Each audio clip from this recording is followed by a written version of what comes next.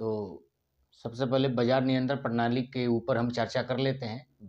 अलाउद्दीन खिलजी के बाजार नियंत्रण प्रणाली को स्थापित करने के पीछे जियाउद्दीन बर्नी कहता है कि इसको कम वेतन पे अधिक से अधिक सेना रखना था और उस सेना से विश्व विजय करना चाहता था, मंगलों से सामना करना चाहता था तथा हिंदुओं को दंड देना चाहता था। हिंदू व्यापारी भी बहुत उदंड हो चुके थे, उसके कहने के अनुसार उसको भी दंड देना था।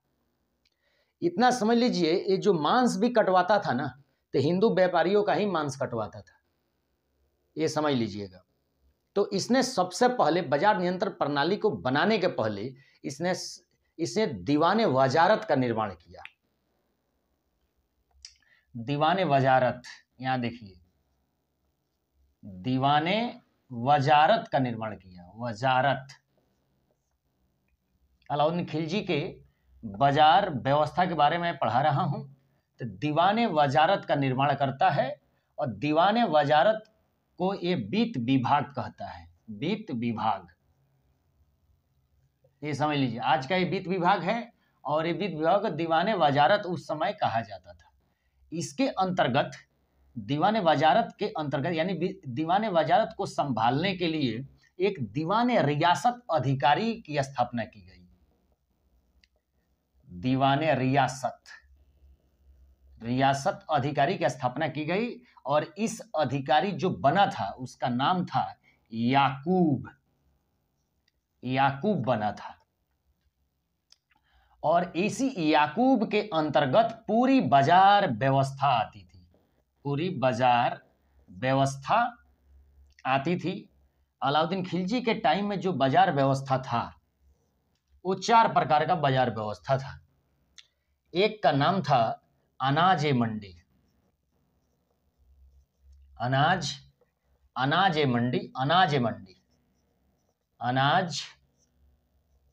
ए मंडी। और दूसरा था कपड़ा बाजार था, या कपड़ा ए मंडी, इतना समझ लीजिए, कपड़ा बाजार था। और तीसरा जो था जानवर बाजार प्लस दास बाजार, और एक था सामान्य बाजार था। यहां देखिए, इसमें केवल अनाज की ही बिक्री थी। अनाज का मूल्य निर्धारण कर दिया गया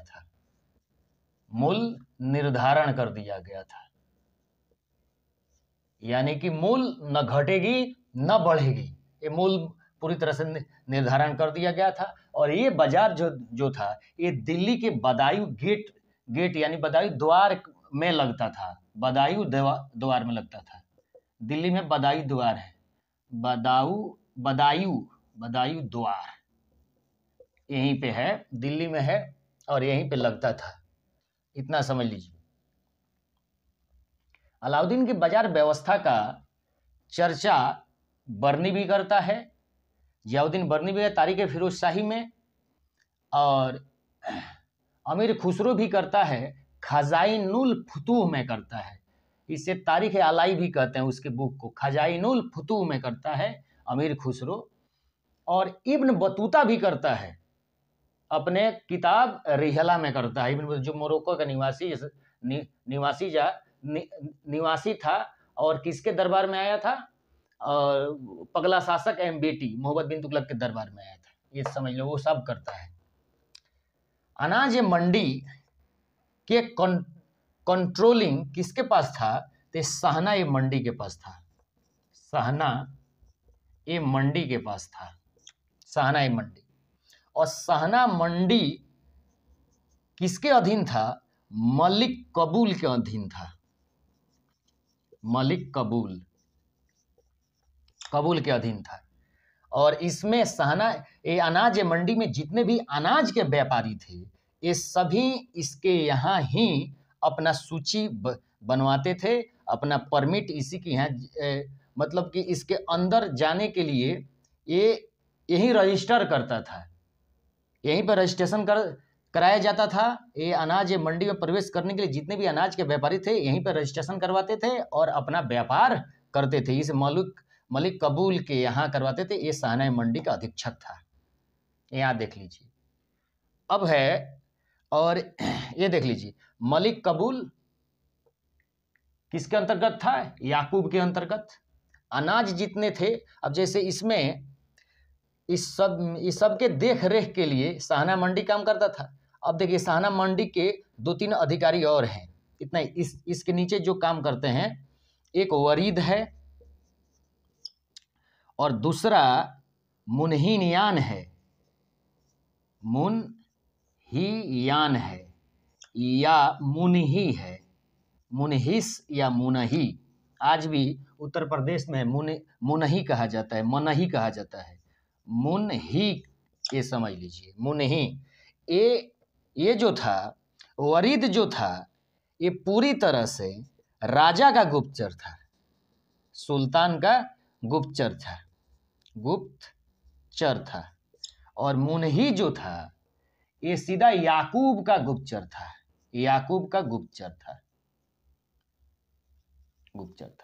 इतना समझ लीजिए। अब देख लीजिए, और यही व्यवस्था सब जगह थी यहाँ पे। लेकिन इसको रजिस्ट्रेशन कौन देता था? कपड़ा के व्यापारी को रजिस्ट्रेशन कौन करता था? उसका नाम था, और यहाँ देख लीजिए अनाज बाजार को सबसे पहले गल्ला बाजार भी कहा गया है, ये भी समझ लीजिए गल्ला बाजार है। और कपड़ा बाजार को सराय अदल कहा गया है, सराय ये अदल भी कहा गया है, अदल। और यहाँ पे जो मुख्य अधिकारी था उसका नाम था राय परवाना। कपड़ा व्यापारी का रजिस्ट्रेशन कौन करता था? राय परवाना करता था, यहाँ समझ लीजिए। और एक दंडाधिकारी था, दंडाधिकारी, इतना समझ लीजिए।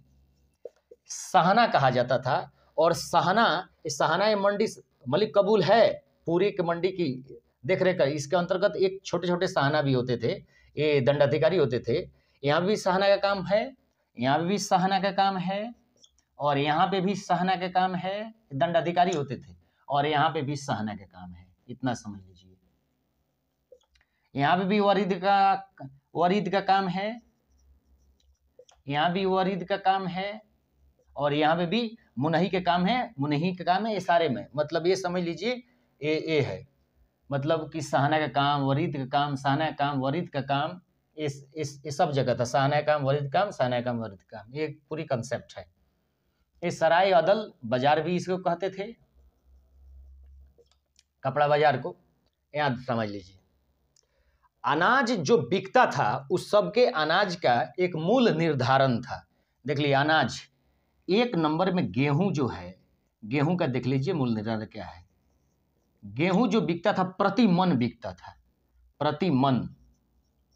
ये 7 से 5 जीतल बिकता था, जैसा गेहूं वैसा दाम, जीतल। उसके बाद गेहूं के बाद आपका जौ था। जौ प्रति मन 4 जीतल प्रति मन बिकता था, 4 जीतल प्रति मन। तीसरा नंबर धान था, 5 जीतल प्रति मन बिकता था, 5 जीतल प्रति मन, समझ लीजिएगा। उसके बाद उड़द बिकता था, 5 मन प्रति जीतल, उड़द 5 मन प्रति जीतल। उसके बाद गुड़ बिकता था 2.5 जीतल प्रति मन, गुड़ बिकता था। गुड़ जो था 2.5 मन प्रति जीतल, न 2.5 नहीं, 1.5 मन प्रति जीतल बिकता था। एक सरसों का तेल था, वो 1 जीतल में 1 सेर बिकता था। सरसों का तेल 1 जीतल में 1 सेर बिकता था। ये समझ लीजिए, ये मूल निर्धारण था। ये न मूल घटेगी न बढ़ेगी। इस सैनिकों को अधिक से अधिक सैनिक रखने की व्यवस्था थी। इस सैनिकों और लगभग जनता, दिल्ली की जनता को भी ये पूरी मतलब ये छूट दिया गया था कि इतना ही में खरीदेगा, इतना समझ लीजिएगा। ये था। लेकिन अनाज आए तो आए कहाँ से? ये व्यवस्था कैसे अलाउद्दीन खिलजी करता है, तो इसको समझने की जरूरत है कि मंडी में अनाज कैसे आएगा। देखो, भारत के जो कुछ भी उस समय अलाउद्दीन खिलजी के अधीन जितने भी क्षेत्रफल था, उस सब क्षेत्रफल के लगभग 75% भाग को खालिसा भूमि में बदल दिया। कौन सा भूमि में? खालिसा भूमि में बदल दिया। और खालिसा भूमि सीधे सुल्तान के नियंत्रण में आती थी। सुल्तान के नियंत्रण में, खालिसा भूमि सीधे किसके नियंत्रण में आती थी? सुल्तान के नियंत्रण में आती थी। और यहां पे समझने की ये जरूरत है कि मेरठ से लेकर मेरठ टू प्रयाग तक, मेरठ से लेकर प्रयाग तक जितने भी उपजाऊ भूमियां थी, उस सभी भूमि को खालिसा में बदला था। और यहां पे एक मसाहत प्रणाली लगाई। मसाहत प्रणाली में देखिए क्या होता है। मसाहत प्रणाली, इसके पहले जितने भी कौन कौन से प्रणालियां भारत में चलती थी? बटाई प्रणाली, उसके अतिरिक्त बटाई प्रणाली एक में चलती थी कनकुट प्रणाली चलती थी। तीसरा करकुट या कनकुट प्रणाली चलती थी। तो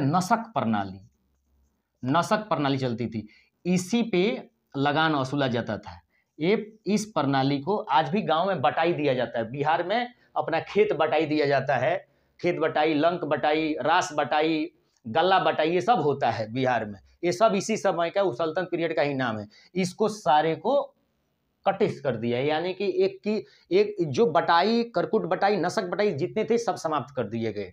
इसके अतिरिक्त कुछ हिंदू किसान थे बहुत बड़े बड़े, जिसे कहा जाता किस्मत एक खोती, हकूक एक खोती, ये सब होते थे। यहां देख लीजिए, इसको मैं हटा देता हूं, समझने का प्रयास कीजिएगा। किस्मत एक खोती, हकूक एक खोती होता था। यहां समझ लीजिए, किस्मत एक खोती, हिंदू व्यापारी होते, हिंदू किसान थे बहुत बड़े। किस्मत एक खोती। दूसरा ये आता है क्वेश्चन, इसलिए मैं लिखा रहा हूं, किस्मत एक खोती, हकूक एक खोती। ये हिंदू किसान थे, इनको साफ खत्म कर दिया और इनके ऊपर 50% टैक्स लगाए और इनको भी खत्म कर दिया। इस प्रकार के किसान, ये मसाहत प्रणाली के ही अंतर्गत हिंदू किसानों पर 50% टैक्स और मुस्लिम किसानों पर 10% का टैक्स।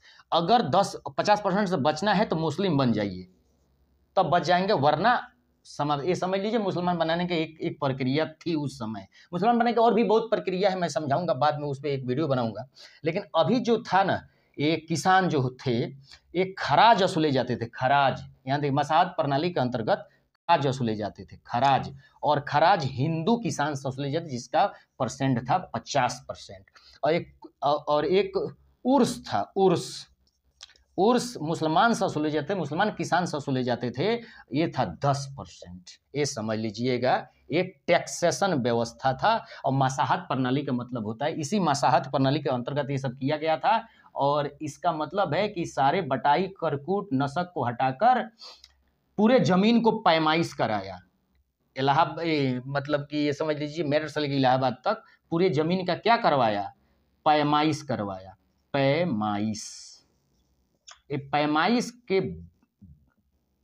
पैमाइश करके मसाहत लगाया, यानी कर लगाया। इस व्यवस्था को मसाहत प्रणाली कही गई थी। ये समझ लीजिएगा, ये इसका मतलब कि टेक्निक था। इसी कारण बर्नी एक बार कहता है कि अलाउद्दीन खिलजी के बाजार में, यानी कि अलाउद्दीन खिलजी के बाजार में अनाज की इतनी सरप्लस हो गया कि 1335 तक अलाउद्दीन के ही अनाज दिल्ली का जनता खाता रहा। सोच लीजिए भाई, ये समझ लीजिए, ये इसकी टेक्निक है। और ये लगभग अब देखिए, अनाज की तो पूर्ति कर लिया, अनाज को पूरी तरह से इसने मूल्य निर्धारण कर लिया, अनाज पर ये बहुत ज्यादा सक्सेस हो गया, परंतु कपड़ा पर सक्सेस नहीं हो पाया। कपड़ा तो भारत में तो बनते ही थे, लेकिन जो सुंदर सुंदर कपड़े होते थे, या कुछ मतलब बहुत अच्छे कपड़े होते थे जो विदेशों में बनते थे, जैसे मलमल के कपड़ा था, वो बंगाल से भी जाता था, अफगानिस्तान से भी आता था, रेशम के कपड़ा जो चाइना से आते थे, और ये बहुत सुंदर सुंदर चटाई होती थी वो ईरान से आती थी। वो जो उस पे जो इसने मुल्तान के व्यापारी ये सब काम करते थे, मुल्तान के व्यापारी ये सब काम करते थे, और मुल्तान के व्यापारियों को भी मूल्य निर्धारण कर दिया था, उनके भी सामान में मूल्य निर्धारण कर दिया, परंतु मुल्तान के व्यापारी तो ज्यादा दाम में उधर खरीदते थे, और यहाँ तो मूल्य निर्धारण था दिल्ली के बाजार में, कपड़ा बाजार में। तो क्या होता था कि मुल्तान के व्यापारियों को घाटा न हो, इसलिए इसने, अलाउद्दीन खिलजी ने उसको अग्रिम राशि दिया, अग्रिम राशि, ये राशि दिया था, अग्रिम राशि दिया था। क्या है अग्रिम राशि, समझते हैं। इसने मुल्तान के व्यापारियों के नुकसान जितना हुआ था, उस नुकसान के लिए इसने 20 लाख जीतल दिया था, 20 लाख जीतल दिया था, ताकि व्यापारी काम करते रहे। ये 20 लाख जीतल दिया था मार्केट चलाने के लिए। देख लीजिए, ये इस प्रकार इसका कपड़ा मार्केट रहा। ये देख लीजिए, ये कपड़ा बाजार में जड़ी बूटी भी बेचे जाते थे, जड़ी बूटी बेचे जाते थे, सुंदर ये ताकतवर तेल बेचे जाते थे, ये सब इसमें बेचा जाता था। सामान बाजार में मिठाई बेचे जाते थे, फर्नीचर के सामान बेचे जाते थे, ये सब बेचे जाते थे, जादू टोना का सामान इसमें बेचे जाते थे। और इसमें ये जानवर और दास व्यापार में देखिए, एक चीज यहाँ समझ लीजिए, कपड़ा जो हिंदू व्यापारी खरीदता था, विदेश से लाकर यहाँ बेचता था, तो उस पे 5% टैक्स लगाए जाते थे। हिंदू व्यापारी 5%, और मुस्लिम व्यापारी होते तो उस पर 2.5% टैक्स लगाया जाता था, ये भी समझ लीजिएगा। और इसमें जानवर, देखिए, हिंदू दास व्यापार नहीं करते थे, हिंदू दास व्यापार नहीं करते थे, मुसलमान दास व्यापार, जानवर व्यापार दोनों करते थे। हिंदू भले घोड़ा का व्यापार करते थे, भैंस का व्यापार करते थे, हाथी का व्यापार करते थे, परंतु दास व्यापार नहीं करते थे, ये आप ध्यान में रखिएगा। और इसमें भी जो व्यापारी होते थे, हिंदू व्यापारी, उस पर 10% का टैक्स उसके बिजनेस पे, और जो मुसलमान व्यापारी होते थे उन पे 2.5% का टैक्स, ये भी समझ लीजिएगा आप। इसमें भी वही हाल था, ये पूरी तरह से ये लगभग ये अलाउद्दीन की बाजार नियंत्रण प्रणाली रहा। अब इसके अतिरिक्त कुछ और समझने का प्रयास करते हैं हम, कर व्यवस्था को भी समझने का प्रयास कर लेते हैं इसी में। हटा दे इसको, चलो हटा देते हैं। यहाँ देख लीजिए, कर व्यवस्था को थोड़ा सा समझने का प्रयास किया जाए। सैनिक व्यवस्था एक में, कर और सैनिक एक में हो जाए, बहुत छोटा है, कोई ज्यादा बड़ा नहीं है, समझने का प्रयास करते हैं। यहाँ देख लीजिए, कर व्यवस्था, आपको कर तो हो गया है, लगभग वो तो कर समझ में आइए गया है, इतना मसाहत का कर समझ में आ गया, वो कर समझ में आ गया, और व्यापारी का भी कर समझ में आ गया। एक और कर समझाते हैं हम, जजिया कर। जजिया कर हिंदू धार्मिक कर है, हिंदू धार्मिक कर है, धार्मिक कर है। यहां समझ लीजिए, क्षत्रियों को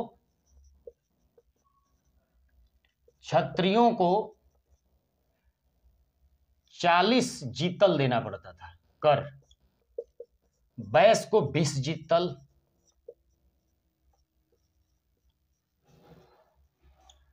और शूद्र को 10 जीतल देना पड़ता था।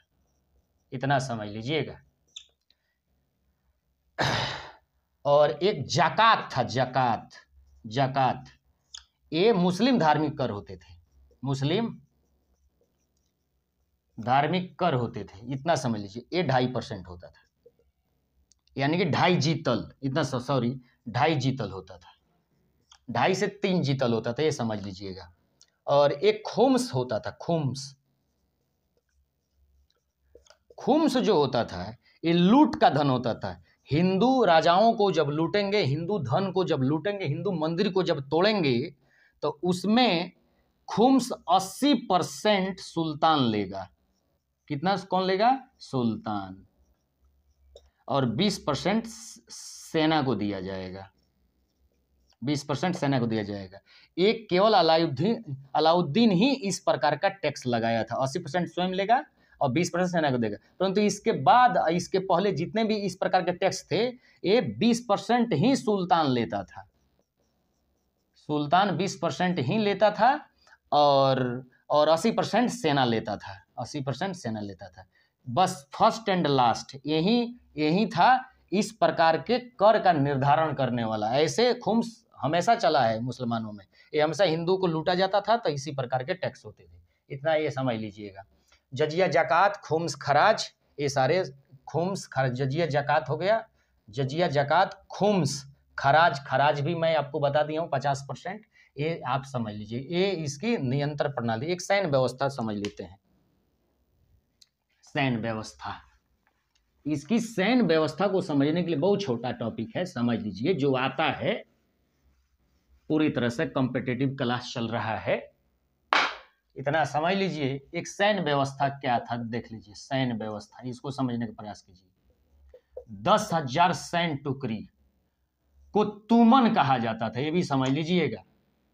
एक तो मुतरत, मुरतब नया सैनिक को कहा जाता था, ये समझ ले, नया सैनिक को। और दूसरी बात, घोड़ा को दागना प्रारंभ किया, दागना प्रारंभ किया। ये इसलिए घोड़ा का दागना प्रारंभ किया क्योंकि सैनिक बहुत ज्यादा होते थे। एक घोड़ा केंद्र से लेते थे, सेना से, दीवान वजारत से, जो दीवान वजारत जो सैनिक विभाग का जो अध्यक्ष होता था, उससे घोड़ा लिखते थे और बेच देते थे, कहते थे घोड़ा मर गया। तो उस घोड़े को मतलब ज्यादा फर्जीवाड़ा एक आदमी से दूसरे आदमी में ना जाए, इसलिए दाग दिया जाता था। घोड़ा का फर्जीवाड़ा ना हो, चिन्ह लगा दिया जाता ताकि घोड़ा समझ में आ जाए कि मेरा घोड़ा था। दूसरा, चेहरा लिखना स्टार्ट किया, हुलिया लिखना सैनिक का स्टार्ट किया। और सैनिकों को नगद वेतन देना स्टार्ट किया, इसके पहले नगद वेतन बलबन देता है, परंतु अभी तक ऑप्शन में बलबन नहीं आया।